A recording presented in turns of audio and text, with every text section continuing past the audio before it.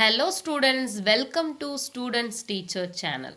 இப்போ நம்ம இந்த வீடியோவில் பார்க்க போகிறோன்னா 12th ஸ்டாண்டர்டில் ஃபிசிக்ஸில் செகண்ட் வால்யூமில் ஆல்ரெடி ப்ரீவியஸாக ஒரு வீடியோவில் ஆப்டிக்ஸ் லெசனோட இன்ட்ரொடக்ஷன் தென் ரிஃப்ளெக்ஷன் பார்த்தோம்ல.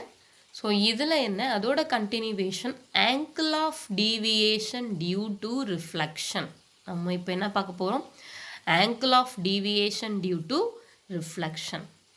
ஸோ டீவியேஷன் அப்படின்னா என்ன? டீவியேட் ஆகிற நீ டீவியேட் ஆகிற இதுலேருந்து அப்படி சொல்கிறாங்கல்ல. டீவியேஷன் அப்படின்னா விலகி போகிறதுன்னு அர்த்தம். ஸோ ஆங்கிள் ஆஃப் டீவியேஷன் அப்படின்னா அது நான் தமிழில் விலகு கோணம் அப்படின்னு அர்த்தம். ஒரு லைட் ரே ரிஃப்ளெக்ஷன் நடக்கிறதுனால அதோடைய ஆங்கிள் டீவியேட் ஆகிறது தான் இப்போ நம்ம பார்க்க போகிறோம். Right. The angle made by the extanting or extant incident ray with the reflected ray is called angle of deviation. இல்லை அதை வேறு மாதிரி எப்படி சொல்லலாம்னா the angle between the incident and deviated light ray is called angle of deviation of light ray. So ஃபிசிக்ஸை பொறுத்த வரைக்கும் நீங்கள் புக்கில் இருக்க தியரியாக பார்த்தீங்கன்னா அது லாங்குவேஜ் மாதிரி ஆகிடும். ஸோ எப்போதுமே ரிட்டர்ன்ஸில் இருக்க லைன்ஸை நம்ம அப்ரோச் பண்ணுறது ஒரு சம் மாதிரி அப்ரோச் பண்ணலாம், ஒரு டயக்ராம் மாதிரி அப்ரோச் பண்ணலாம், ஒரு டெரிவேஷன் மாதிரி அப்ரோச் பண்ணலாம். இந்த மாதிரி டிஃப்ரெண்ட் வேஸ் இருக்குது. நீங்கள் தியரியாக அப்ரோச் பண்ணுறதை விட அதை டயக்ராம் வைஸ் அப்ரோச் பண்ணிங்கன்னா உங்களுக்கு ஈஸியாக அண்டர்ஸ்டாண்ட் ஆகும். ஓகேவா? இதை நானே ஃபீல் பண்ணி படிச்சிருக்கேன். நான் படிக்கும்போது இப்படி நான் தியரியாக படிக்கும்போது எனக்கு கஷ்டமாக இருக்கும். ஆனால் அந்த டயக்ராமை யூஸ் பண்ணி படித்தோம் அப்படின்னா வேறு லெவலில் கண்டிப்பாக அந்த கொஷினை படிக்கலாம். அந்த கொஷினை டைம் வேஸ்ட் பண்ண தேவையில்லை. இப்போது ஒரு கொஷின் படிக்கிறோம், 5 minutes ஒரு கொஷினை படிக்கிறோன்னா அதுக்கு அந்த டைமுக்கு நம்ம வேல்யூ கொடுத்து படிக்கணும். ஸோ திரும்ப திரும்ப படிக்கும்போதும் அந்த கொஷினை 10 minutes 20 minutes படிக்கக்கூடாது. நீங்கள் ஃபஸ்ட்டு படித்து அந்த 5 minutes படிச்சிங்கன்னா அடுத்தது 4 2 1 அப்படியாக நம்ம மினிட்ஸ் கம்மியாகிட்டே இருக்கணும். அந்த அளவுக்கு நம்ம கிளியராக படிக்கும்போதே. ரைட். இப்போது ஆங்கிள் ஆஃப் டீவியேஷனோட டயக்ராம் பார்க்கலாம். அதோட டெஃபினேஷன் நம்ம என்ன சொன்னோம்? இங்கே அது ஆல்ரெடி ரிஃப்ளெக்ஷனுக்கு நம்ம பார்த்தோம். It's a plane surface, incident angle, incident ray, reflected ரேன்னு சொல்லுவோம். ஸோ இதுதான் டீவியேட்டட் ரே. இடத்துக்கு தகுந்த மாதிரி வேர்டிங்ஸ் மாற்றிக்கணும். Deviated light. ஸோ இங்கே இதோட டெஃபினேஷனை இங்கே பார்க்கலாம். தி ஆங்கிள் பிட்வீன் இது இன்சிடென்ட் லைட் அண்ட் இது டீவியேட் ஆனது ரிஃப்ளெக்டட் சொல்லுவோம் இல்லையா, இது டீவியேட்டட் லைட். இன்சிடென்ட் லைட்டுக்கும் டீவியேட்டட் லைட்டும் கம்பைன் பண்ணி அதுக்கு பிட்வீனில் ஃபார்ம் ஆகிற ஒரு ஆங்கிள், அதுதான் நம்ம என்ன சொல்கிறோம் அப்படின்னா angle of deviation of light rays அப்படின்னு சொல்கிறோம். ஸோ இந்த டயக்ராம் இது வரைக்கும் மட்டும் இல்லை. ஓகே, இந்த டயக்ராம் கீழே வரைக்கும் எக்ஸ்டெண்ட் ஆகுது. இங்கே இம்பார்ட்டன்ட் இந்த undeviated light. ஃபஸ்ட்டு நம்ம பார்த்தோம்ல ஒரு definition. The angle made by the extended incident ray. Incident ray தானே. இன்சிடென்ட் ரே என்ன ஆகுது அப்படின்னா எக்ஸ்டாண்ட் ஆகிருக்கு. நமக்கு ஓஏ அப்படிங்கிறது இன்சிடென்ட் ஆங்கிள்னு தெரியும், ஓபிங்கிறது ரிஃப்ளெக்டட் ஆங்கிள்னு தெரியும், ஓஎன்ங்கிறது நார்மல் அப்படின்னு தெரியும். ஸோ இங்கே என்ன சொல்கிறாங்கன்னா இந்த ஆங்கிள் ஆஃப் டீவியேஷன் எப்படி மேட் பண்ணுறாங்க? இந்த இன்சிடென்ட் லைட் இருக்குல்ல, அது எக்ஸ்டெண்ட் ஆகி, ஸோ லெட் அஸ் கன்சிடர் இந்த டாட்டர் லைன்ஸ் இருக்க இடத்த நம்ம கன்சிடர் பண்ணிக்கணும். இது இப்படி டீவியேட் ஆகாமல் அன்டீவியேட் பார்ட்டாக ஸ்ட்ரெயிட்டாக வந்திருக்கு அப்படின்னா இதை தான் இங்கே என்ன சொல்லியிருக்காங்க? அன்டீவியேட்டட் பார்ட் ஓசி. இது இங்கே இந்த ஆங்கிள் ஆஃப் டீவியேஷனை மேக் பண்ணுறதே இந்த எக்ஸ்டெண்ட் ஆன அன்டிவியேட்டட் பார்ட் தான். The angle made by the extended incident ray with the reflected ray is called angle of deviation.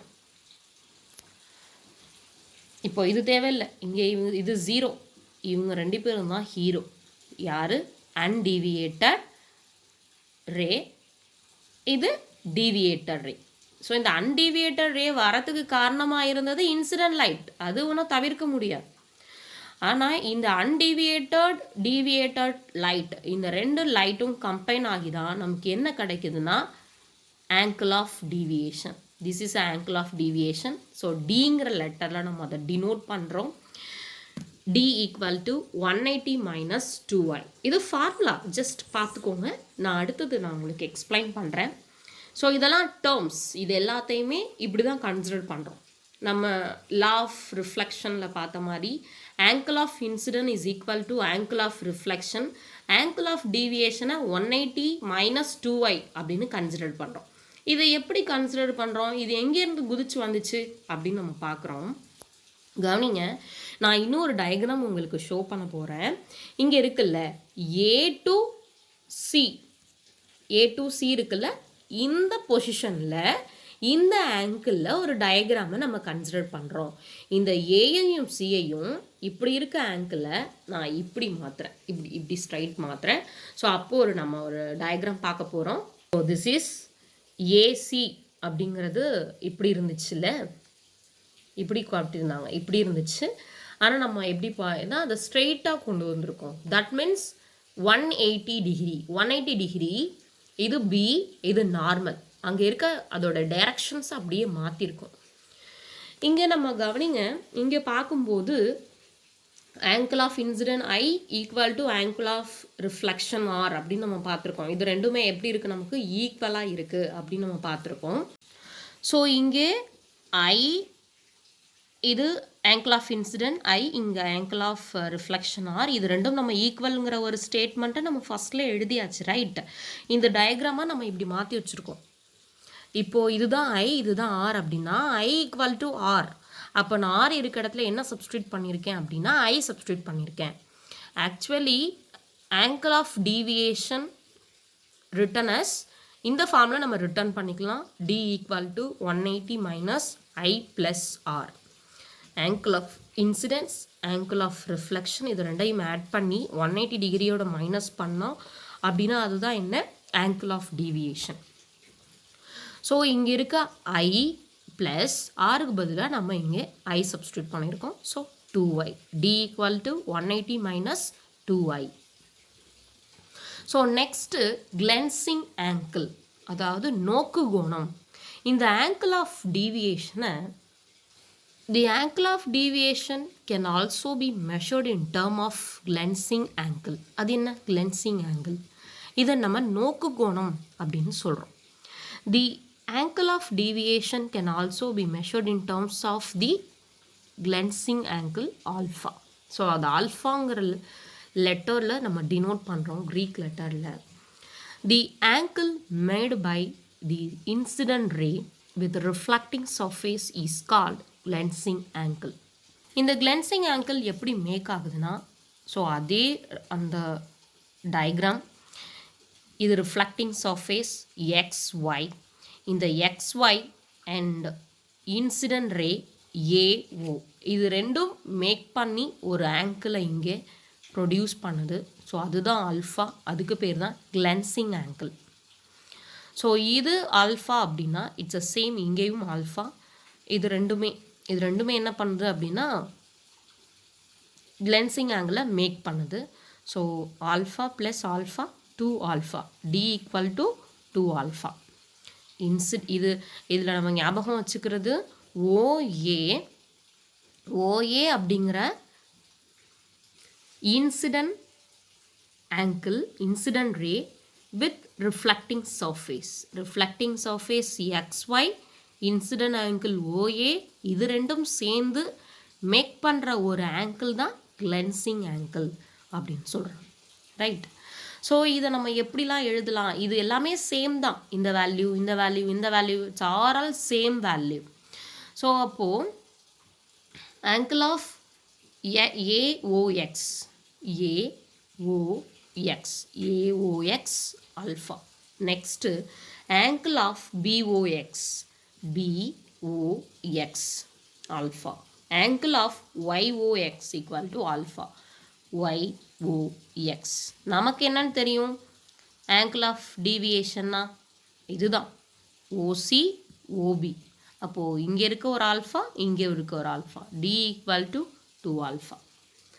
So the angle of deviation D is the angle of BOC.